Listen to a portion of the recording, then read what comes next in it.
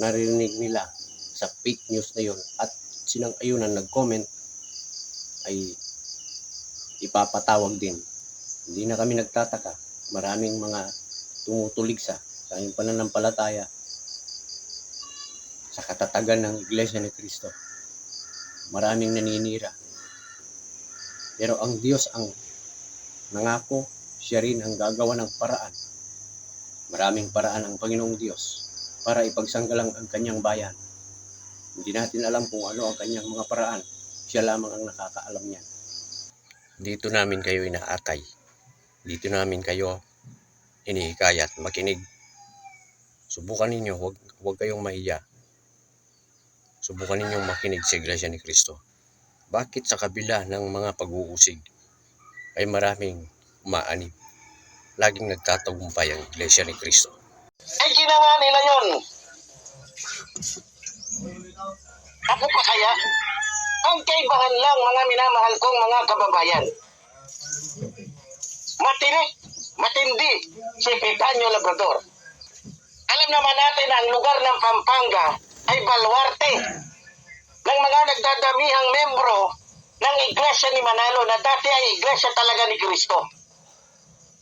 Na ngayon ay Iglesia na ng Diablo dahil ang namumuno sa kanila ay isang taong gustong magpakadiyos ng lihim. Mga kababayan, pinatay nila si Dagal o si Gold Dagal para takutin si Epifanio Labrador. Yan ang katotohanan.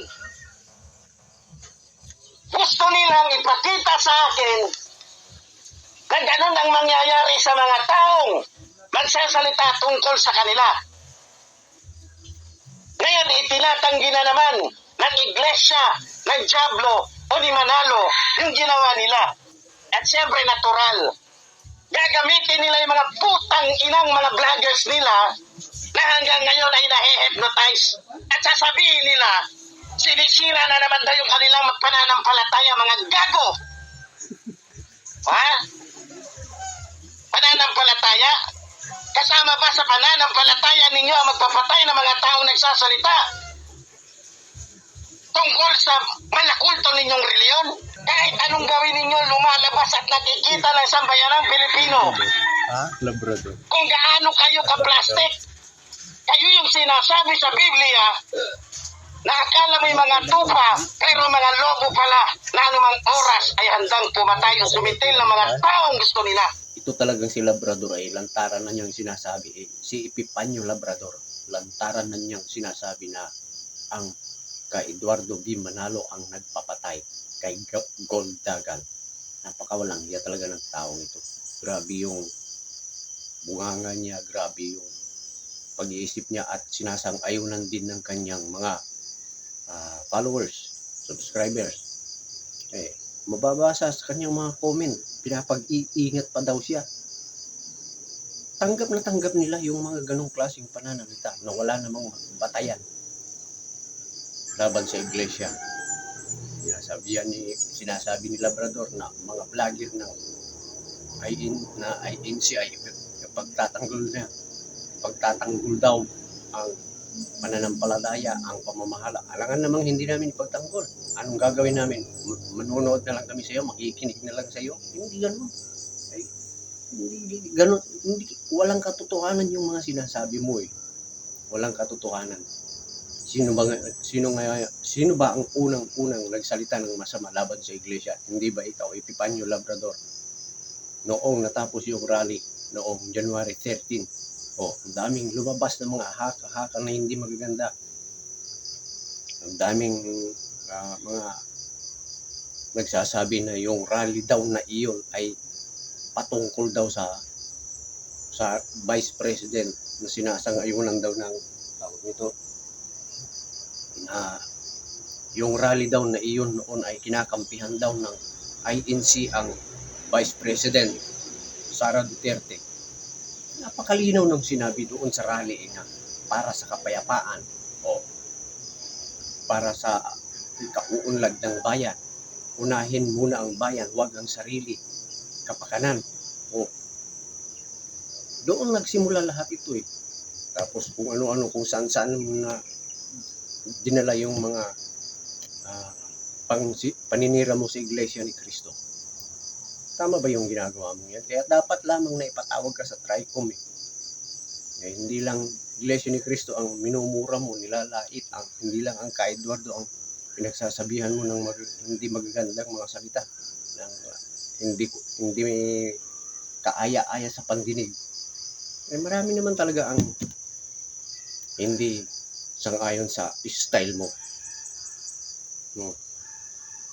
May mga vlogger din na hindi Iglesia ni Cristo na talagang grabe din sila magsalita patungkol sa iyo. Anong sinasabi nila? Pangit yung pananalita mo sa harap ng camera. Pero anong ginagawa ng mga followers mo, subscriber mo? Pinagmamalasakit ka pa nila. Sinasabi nila na tama yung ginagawa mo.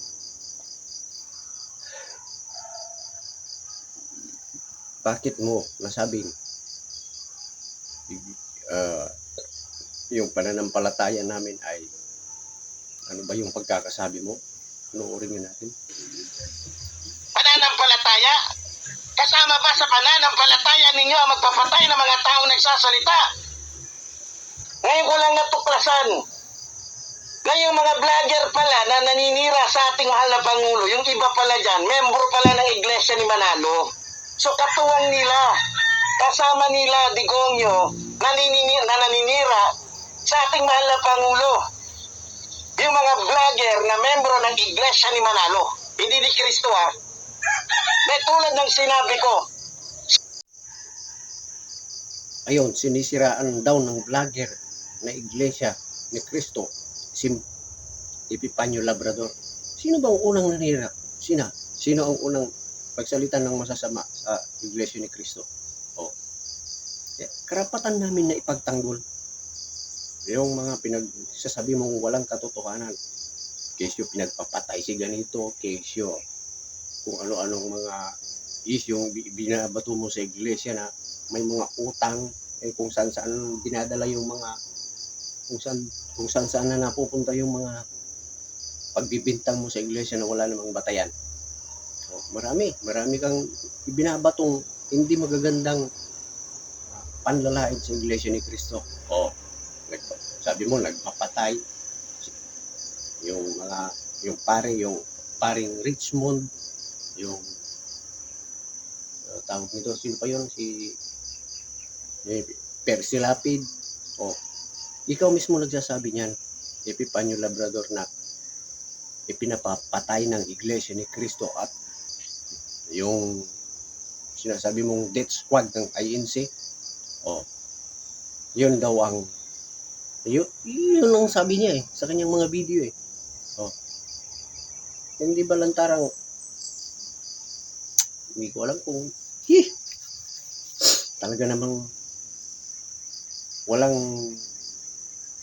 sabi nga kung sosobrahan mo yung pananalita, hindi na yan tatanggapin sa impyerno dahil sa sama ng ugali. Pero yung mga tunay na iglesia ni Cristo, hindi mo matitinag. Kahit anong sabihin mo, ipagmamalaki mo, hindi ka matitinag, hindi ka kaya. Pinatatawag ka ng quadcom TRICOM dahil sa kalabisan ng iyong pananalita. Hindi lang ikaw ang naninira sa iglesia ni Cristo. Mayroong pang mga naninira na nakikialam daw ang iglesia ni Cristo sa politika. Pakikialam ba yung pagsasabi ng dapat magkaroon ng kapayapaan o magkaroon ng pagkakaisa? Pakikialam ba yung gano'n? Ang sabi ng iglesia ni Cristo noong January 13, magkaisa tayo ng layunin. Yung mamamayan, yung mga namumuno, huwag magkanya-kanya. Pagtuunan ng pansin ang mga problemang kinakaharap ng bansa. Huwag na yung kung ano-anong pansariling interes. Itong pagrally ng Iglesia ni Cristo ay ginawa ninyo ng masamang issue. Pilit ninyong sinisiksik sa isipan ng ibang mga nanonood sa inyo na yun ay tawag nito, pagkampi sa Vice President. Pero napakalinaw naman yung gusto naming ipahayag. Hindi lang ninyo matanggap. Sasabihin ninyo, wag ako, hindi ako ganito, hindi ako, nako. Ngayon, ang resulta, nagkanya-kanya na ang Pilipino. Sino ngayon ang nakakahiya? Pilipinas, pinagtatawanan sa ibang bansa. Oh, ha? Yung dating Pangulo, dinala sa ICC, International Crime Court. Oh, bakit? Nasa jurisdiction ba? Ito bang Pilipinas ay jurisdiction ng ICC? Nasa batas ba yon? Ang dami nang tumutulig sa mga nagplano. Oh, hindi lang isang taong tumutulig sa. May mga abogado, may mga senador, may mga congressman. Oh, ni Marcos, talagang ginigisa niya yung mga taong may kinalaman doon sa pagkakadala ng dating President Rodrigo Duterte sa ICC. Pinaglalaban niya yung karapatan ng dating Pangulo na bakit wala bang pinapalabas ninyo kasi na yung ICC lang ang may tawag dito, kapangyarihan, yung paralitisin siya, pero yung hukuman dito parang inutil na gano'n. Hindi gano'n. Sabi nga ng Ka-Edwil Sabala, yung justice system dito sa Pilipinas ay buhay na buhay, umiiral. Kaya bakit kailangang dalhin doon sa ibang bansa? Talaga namang kung lalaliman ng pag-aaral, pag-iisip, itinapon ang dating presidente doon. Sino ang nagplano? May mga taong nagplano. May mga taong nagplano. In-interview ni Ma'am Pinky Webb, si DILG Secretary Remulla. Binanggit niya yung mga pangalan. Okay. And was that the plan from the very Yes, from the beginning? very What beginning. was and who was really on top of this? Kayo ho ba? Because during the press conference of the president, it was you and the president. Yes. So ikaw ho ba nagplano ng lahat ng ito? Hindi naman. It was a group effort. Secretary Chidoro was there. Secretary Anyo was there too. And the president and I. So, hindi naman ako. Ako lang ang natira last man standing doon sa Malacanang. Kasi Secretary Chidoro was working out of his office sa Camp Aguinaldo. Secretary Anyo, of course, his specialty is intelligence. So, he was gathering all the information in his source, in his location. So, ako lang ang nasa Malacanang. Ayan, binanggit niya yung mga pangalan ng mga nagplano daw para hulihin ang dating Pangulong Rodrigo Duterte. Piliting isakay sa eroplano, dalhin sa ICC. Wala na ng jurisdiction ang ICC dito sa Pilipinas. Nasaan ang... Kaya nga sabi ng Ka-Edwil Sabala, huwag pilipitin yung batas para lang maitama sa kagustuhan ng iba. Pinipilipit Tapos sasabihin ng isang vlogger dyan na nakikisaw-saw ang Iglesia ni Cristo.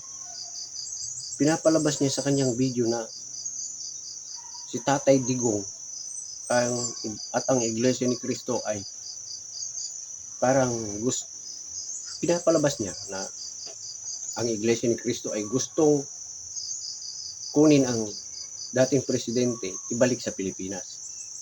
Pabalikin, pauwiin. Ganun lang basa ko doon sa vlog na yon ng isang vlogger na sabihin niya nagigisaw-saw. Bakit? Hindi ba kami mamamayan sa Pilipinas? Nung napanood ko yun, yung video na yun, ang daming nagko-comment na hindi maganda patungkol sa Iglesia ni Cristo. Pero may nababalitaan ako, hindi ko sasabihin sa inyo sinong nagbalita, na yung mga fake news, yung mga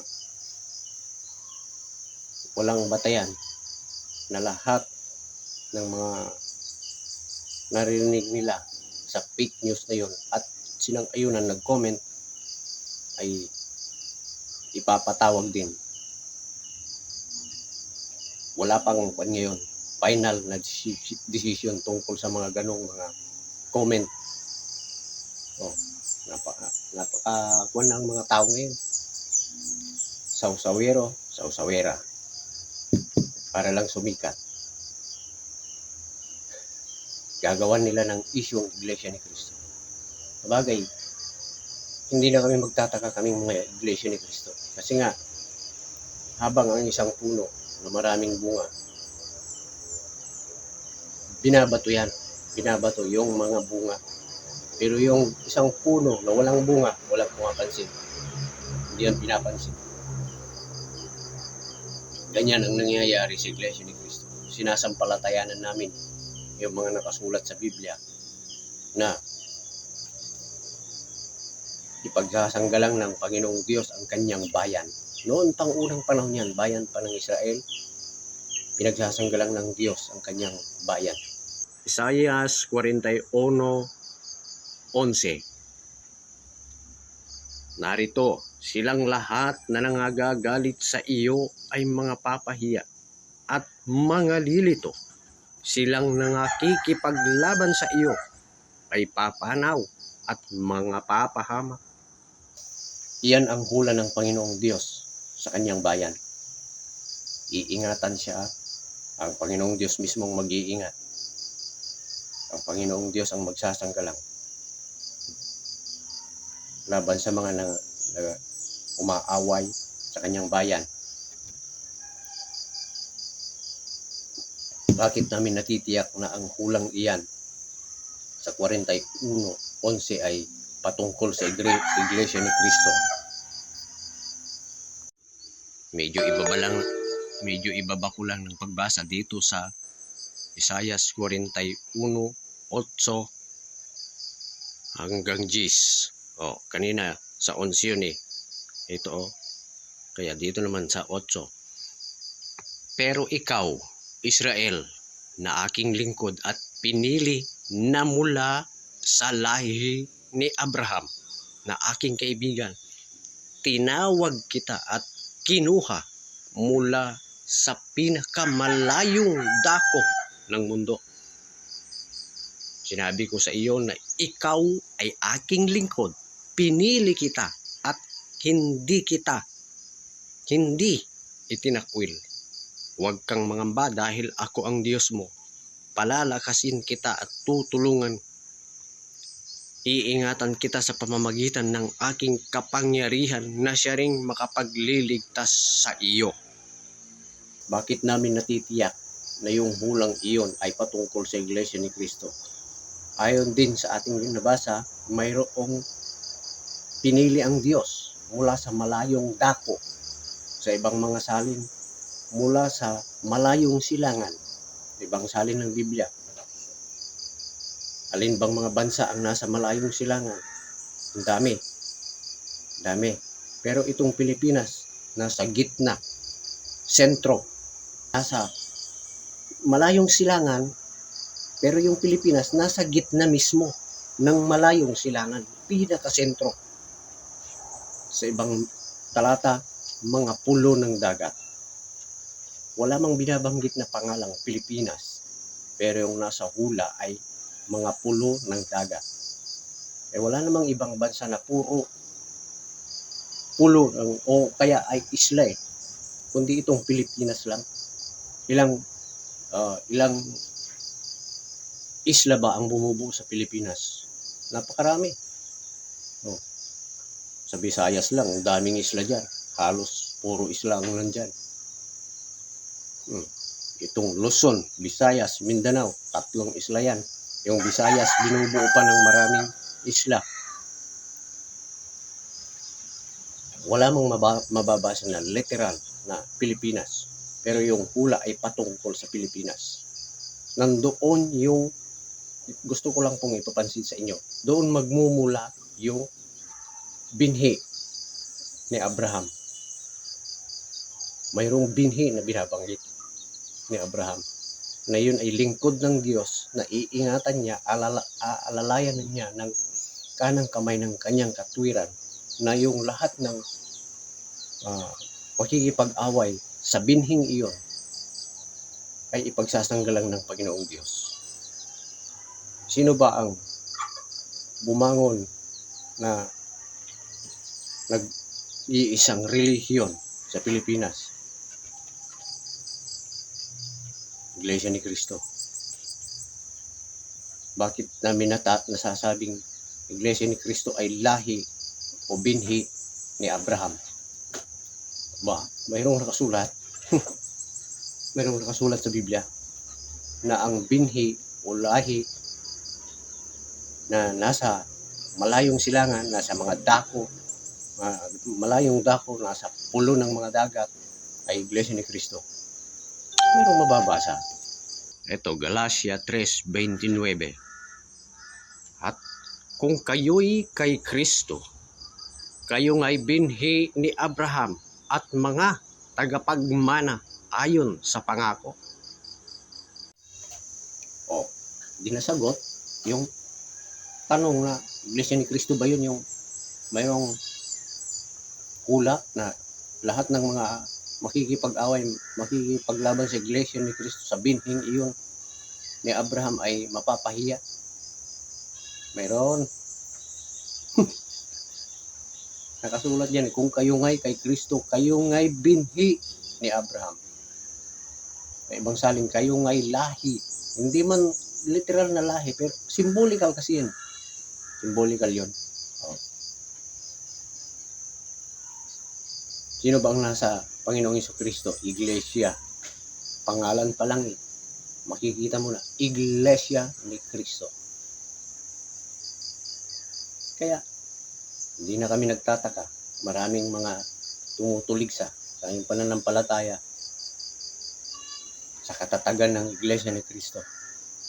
Maraming naninira.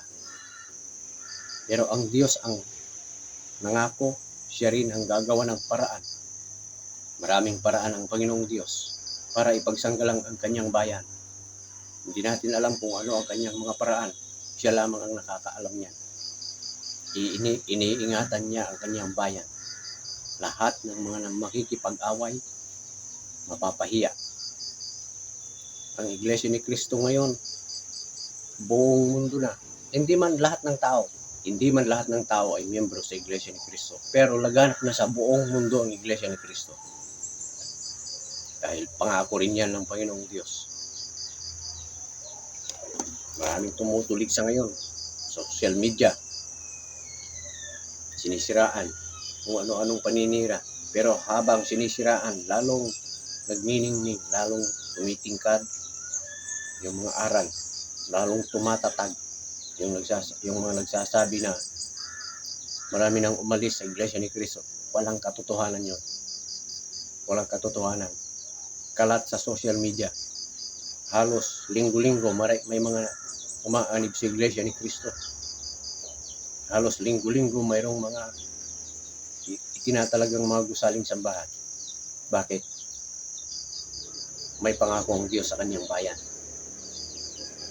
Lahat ng pangako ng Panginoong Diyos sa kanyang bayan, sa Iglesia ni Cristo, natutupad. Mula pa nung unang panahon hanggang ngayon. Kaya, sige lang, patuloy lang kayong usig sa Iglesia ni Cristo. Hinihikayat na namin kayo, sige, usigin ninyo ang Iglesia ni Cristo. Habang inuusig ninyo, lalong tumitibay yung aming pananampalataya. Hindi ninyo matitinag ang Iglesia ni Cristo. Kung may mga nang-uusig ng aapi, gumagawa ng legal na paraan ng Iglesia ni Cristo para proteksyonan ang buong Iglesia ni Cristo. Walang katotohanan yung sinasabi nyo nagpapatay ng kung sino-sinong mga tao na may utang ang Iglesia ni Cristo, na hinihingian ng pera ang Iglesia ni Cristo. Lahat ng mga yon panlilin lang. Wala kayong mga batayan. Iglesia ni Cristo ay malinis. Kung may mga individual man na nakikita kayo hindi maganda ang pag-uugali, tinuturuan yan, winawarningan. Pag hindi magbagong buhay, inaalis. Ganun kalinis ang Iglesia ni Cristo. Kaya sa amin, ng mga miyembro sa Iglesia ni Cristo, kahit anong pag-uusig ang darating, maninindigan kami. Yung mga iba na naalis, sila yung mga kinatuparan ng mga salita ng Panginoong Hesus Kristo na tinulad din niya sa mga binhi. Iba't ibang klaseng binhi. May binhing natanim sa dawagan, mayroong binhing natanim sa tabi ng daanan, mayroong mga binhing natanim sa mga batuhan. Yung mga yon, yung mga binhi na yon ay tuturuan, nakapakinig ng aral, pero hindi nagtagal. Nadaig ng mga pagsubok, nadaig ng mga alalahanin sa buhay na ito. Pero yung tunay na binhi na naitanim sa mataba na lupa, umusbong siya, lumago ang paniniwala, ang pananampalataya, nagbunga ng marami. Ganun ang tunay na Iglesia ni Cristo. Dito namin kayo inaakay. Dito namin kayo hinihikayat, makinig. Subukan ninyo, huwag kayong mahiya. Subukan ninyong makinig sa Iglesia ni Cristo. Bakit sa kabila ng mga pag-uusig ay maraming umaanib? Laging nagtatagumpay ang Iglesia ni Cristo. Yan lamang po. Maraming salamat.